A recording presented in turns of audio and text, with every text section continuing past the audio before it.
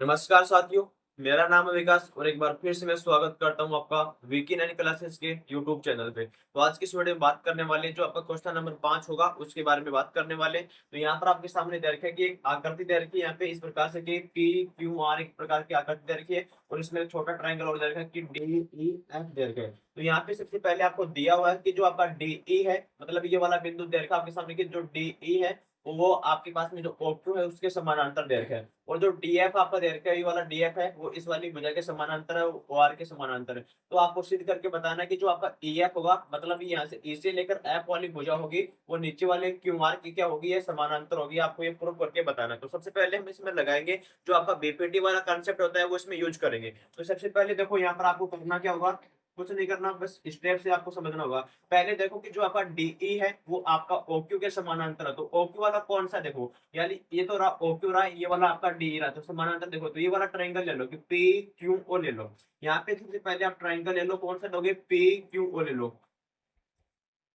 तो यहाँ पर लिखो ट्राइंगल पी क्यू ओ से। तो यहाँ पर इसमें लगा दो बीपीटी, यानी बीपीटी पर में आपको आनी चाहिए। यानी बीपीटी पर में होती है आपके पास में कि जो आपके पास में क्या होती है कि जो संगत भुजाओं का जो रेशियो होता है वो समान अनुपात में आपके पास में बनता है। तो यहाँ पर देखो आपके पास में ये रहा कि पी क्यू ओ रहा, इसमें ये वाली भुजा ईडी है वो समानांतर है। तो इसका रेशियो बना लीजिएगा।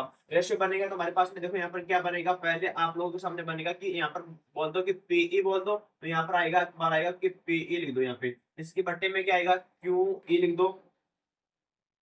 तो यहाँ पर हमने ये लिखा क्यू ई लिखा। इसके बाद में देखो कि आपके सामने एक ट्राइंगल की भुजा हमारे पास में ये वाली दे रखी है। तो यहाँ पर लिख दो कि पीडी लिखो। यहाँ पर हमारे पास में क्या आएगा, एक बार आएगा पीडी आ जाएगा और इसके नीचे क्या आएगा, यहाँ पर देखो ओ डी लिख दो। यहाँ पर पास में आएगा ओ डी आएगा। तो इसको बोल दो समीकरण नंबर हमारे पास में ये बन गई एक नंबर समीकरण। सबसे पहले हमने किया है कि त्रिभुज पी क्यू ओ से बीपीटी लगा दिया। इसमें बीपीटी क्या बोलते हैं कि जो आपके पास में भुजाएं होती है उसका जो अनुपात होता है वो समान अनुपात में होता है। यहाँ पे आप देखो कि हमारे पास में जो डीई था उसको हमने लगा दिया ओक्यू के समानांतर। तो ये वाली कंडीशन हमारे पास में यहाँ पे बन गई। इसमें आपने ऐसा क्यों लगाया, क्योंकि हमारे पास में जो दिया हुआ पार्ट था वो यहाँ पर डीई था, वो समानांतर था हमारे पास में ओक्यू के समानांतर था। तो इस प्रकार से हमने यहाँ पे बना दिया।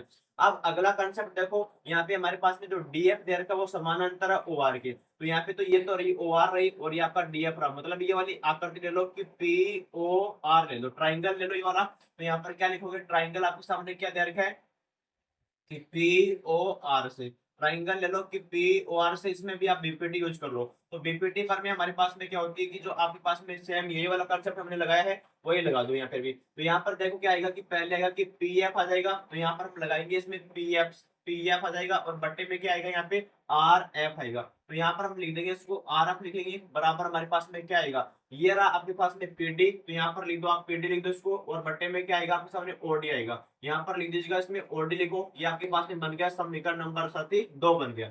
अब यहाँ पर आप लोग देखेंगे कि हमारे पास में एक समीकरण तो ये बन गई, दूसरी समीकरण हमारे पास में ये बन गई। यहाँ पे पीडी बटा ओडी हो गया, यहाँ पर भी पीडी बटा ओडी आ रहा है। तो समीकरण एक और दो से हम यहाँ से तुलना कर देंगे। तो यहाँ पर क्या हो जाएगा कि समीकरण एक व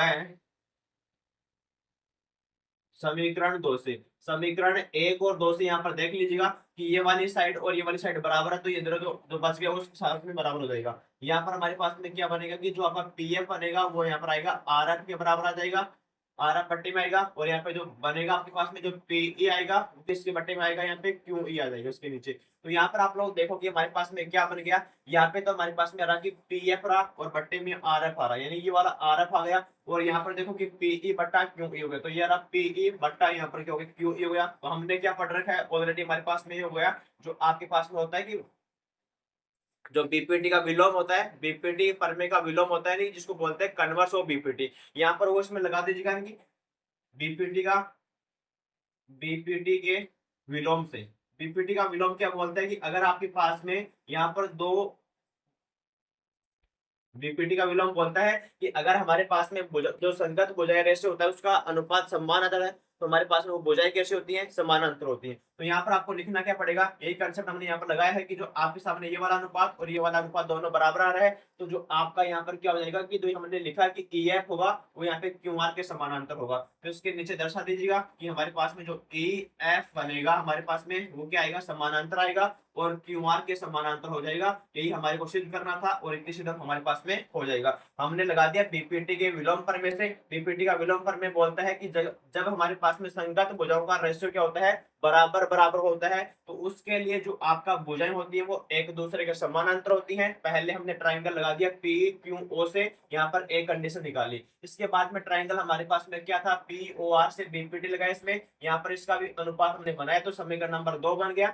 समीकरण 1 और 2 की तुलना कर दी हमने यहाँ पे, तो यहाँ पे आ गया PF बटा RF आ गया बराबर PE बटा QE आ गया। इसमें लगा दिया बीपीटी के विलोम प्रमेय से, तो हमारे पास में क्या बोलती है कि अगर संगत भुजाओं का जो रेशियो होता है वो हमारे पास में बराबर बराबर आता है, तो उसका जो भुजाएं होती हैं वो एक दूसरे के समानांतर होती हैं। तो ये प्रूफ करके मैंने आपको बता दिया है। यही पूछा था कि जो आपका EF होगा वो इसमें QR के समानांतर होगा, तो हमने दिखा दिया कि जो आपका EF होगा समानांतर होगा QE के। क्यों होगा कि बीपीटी के विलोम प्रमेय से हमारे पास में ऐसा हो जाएगा साथी। तो ये उम्मीद करता हूँ ये कंसेप्ट है आपको समझ में आया होगा। वेरी सिंपल क्वेश्चन है, ज्यादा हार्ड भी नहीं है। बस दिमाग में स्टेप रखो कि कौन सा ट्रायंगल लेना है और उसके बाद में आप इसको सीधे करके बता सकते हैं। तो कैसा लगा वीडियो कमेंट में जरूर बताएं। मिलते हैं नेक्स्ट वीडियो में। Thank you so much, love you all.